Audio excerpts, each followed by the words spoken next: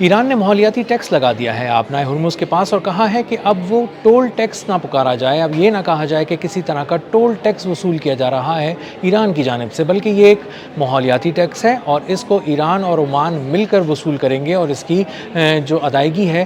وہ but coin میں ہوگی، اور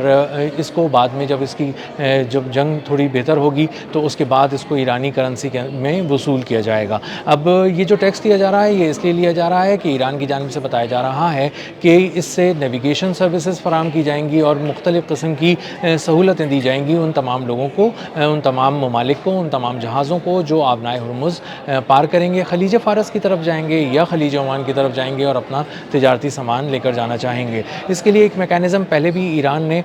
پوری دنیا کو سمجھا دیا ہے، بہت اچھی طرح اس کو نافذ کیا ہوا ہے، اور اس میکینزم کے تحت جو بھی شپنگ کمپنی ہوگی اس کے جہاز کو آبنائے ہرمز پار کرنے سے پہلے ایران سے پیشگی اجازت لینی ہوگی، ایک ای میل کرنی ہوگی، بتانا ہوگا کہ یہ جہاز جو آبنائے ہرمز کی طرف آ رہا ہے یہ کس ملک کا ہے، اس کا مالک کون ہے، کس کی ملکیت ہے، کس پورٹ سے چلا ہے، کس پورٹ کی طرف جا رہا ہے، منزل مقصود کیا ہے، اوریجن کیا ہے، اور ساتھ میں یہ بھی بتانا پڑے گا کہ کون کون سے اس میں کرو ممبرز ہیں، ان کی شہریت کیا ہے، عملے کی شہریت کے ساتھ ساتھ یہ بھی بتانا پڑے گا ان کے نام کیا ہیں، کوائف کیا ہیں، کپتان کی شہریت کیا ہے، کپتان کے کوائف کیا ہیں، اور کون سا مال ان جہازوں پر لدا ہوا ہے اور یہ کون سے ملک جا رہا ہے۔ یہ تمام تفصیلات جب دی جائیں گی ایک ای میل کی صورت میں، تو ای میل کا جواب آئے گا تہران سے، اس میں ایک کوڈ لکھا ہوگا اور اس میں بتایا جائے گا کہ آپ نے جو $2 ملین ادا کیے ہیں اور تمام کوائف جمع کرا دیے ہیں، اس کے بعد ایران آپ کو اجازت دیتا ہے کہ آپ آبنائے ہرمز کو پار کر لیں۔ آپ یہ کوڈ لے کر ایرانی پاسداران انقلاب سے کھلے سمندروں میں رابطہ کریں اور وہ آپ کو آبنائے ہرمز بحفاظت پار کرائیں گے۔ اب آبنائے ہرمز پار کرانے کا جو طریقہ ایرانی پاسداران انقلاب کا ہے، اور اب تک سمندر پار کرنے کا جو طریقہ ہے وہ یہی ہے کہ ایرانی پاسداران انقلاب سے جہازوں کے عملے کی جانب سے رابطہ کیا جاتا ہے، اور وہ تمام کوائف جب وصول کر لیتے ہیں تو وہ اپنی ایک خاص ایک پیسج ہے اس کے ذریعے وہاں سے نکالتے ہیں، ایک راہداری فراہم کرتے ہیں، محفوظ راہداری جہازوں کو فراہم کی جاتی ہے اور ایران کی جانب سے، اور اس کی بندرگاہوں کے قریب سے اور اس کے ساحلوں کے قریب سے اس کو گزار کر آبنائے ہرمز کو پار کرایا جاتا ہے۔ اب تک بتایا جا رہا ہے کہ پچھلے 80 گھنٹے کے دوران 132 جہاز کامیابی سے آبنائے ہرمز ایران کی اجازت سے پار کر چکے ہیں اور اس کو ایک انوائرمنٹ ٹیکس بھی ادا کر چکے ہیں، اور ماحولیاتی ٹیکس کی مد میں پچھلے 80 گھنٹے کے دوران ایران نے $250 ملین جمع کر لیے ہیں۔ 132 جہازوں نے پار کیا ہے، $2 ملین نے ہر ایک نے اس کو ادا کیے ہیں، اور دنیا اب اس بات پر اعتماد کر رہی ہے کہ ایران جو ہے وہ اگر یہ کہہ رہا ہے کہ آبنائے ہرمز پر اس کی گرفت مضبوط ہے تو وہ نظر بھی آ رہی ہے، اور امریکہ کی جو گرفت صرف کمزور ہی نہیں ہے بلکہ وہ ہے ہی نہیں آبنائے ہرمز پہ، اور وہ خلیج عمان میں کھڑا اپنے کسی اچھے وقت کا انتظار کر رہا ہے۔ امریکہ تقریباً 15,000 اس کے فوجی تعینات ہیں، بہت بڑا ملٹری آپریشن اس نے شروع کیا ہوا ہے، اور اس کے ساتھ ساتھ اس کے بہت سے وارشپس وہاں پہ کھڑے ہوئے ہیں اور انتظار کر رہے ہیں کہ کسی طرح کوئی موقع ملے اور وہ ایران پر جھپٹ سکیں، لیکن ایران کی جو حکمت عملی ہے پانیوں کے اندر، سمندروں میں، وہ بہت ہی حیرت انگیز ہے۔ اس نے باندھ کر رکھا ہوا ہے خلیج عمان میں امریکہ کو، اور حیران کیا ہوا ہے خلیج فارس میں، اور آبنائے ہرمز کے 500 کلومیٹر کے ریڈیس میں اس کو پھٹکنے کی بھی اجازت نہیں ہے، اور ایران کی گرفت بہت زیادہ مضبوط ہے۔ اور اس کی گرفت مضبوط ہونے کا ایک بہت ہی سیدھا سا ثبوت یہ ہے کہ ایران کی جو قیادت ہے، ایران کے جو صدر ہیں مسعود پزشکیان، ان سے جاپان کی وزیر اعظم، جو خاتون وزیر اعظم ہیں، انہوں نے رابطہ کیا اور خود ٹیلی فون کر کے کہا کہ ہمارے 2 جہاز آبنائے ہرمز میں کے قریب پھنسے ہوئے ہیں، اگر آپ ان کو گزرنے کی اجازت دیں تو ہم آپ کے بہت شکر گزار ہوں گے۔ اس میں ہمارے کچھ شہری جو ہیں وہ اس میں سوار ہیں، اس کے عملے کا حصہ ہیں، اور اس کے بعد ایران نے ان کو بغیر کسی طرح کا ٹول ٹیکس، یا جس کو اب انوائرمنٹ ٹیکس کہا جا رہا ہے، وہ وصول کیے بغیر کسی ادائیگی کے جاپان کے جہازوں کو، جاپان سے جڑے جہازوں کو گزرنے کی آبنائے ہرمز سے اجازت دی، اور جاپان نے اس پہ غیر معمولی طور پہ بہت ہی شکریہ ادا کیا ایران کا۔ اور ایران کی آبنائے ہرمز پہ جو گرفت ہے آج، اس کو کمزور کرنے کے لیے امریکہ نے ایک چھوٹا سا اسٹنٹ کرنے کی کوشش کی، لیکن وہ اس میں ناکام ہوا ہے۔ اس نے بظاہر جو ان کا سرک ہے، ان کا جو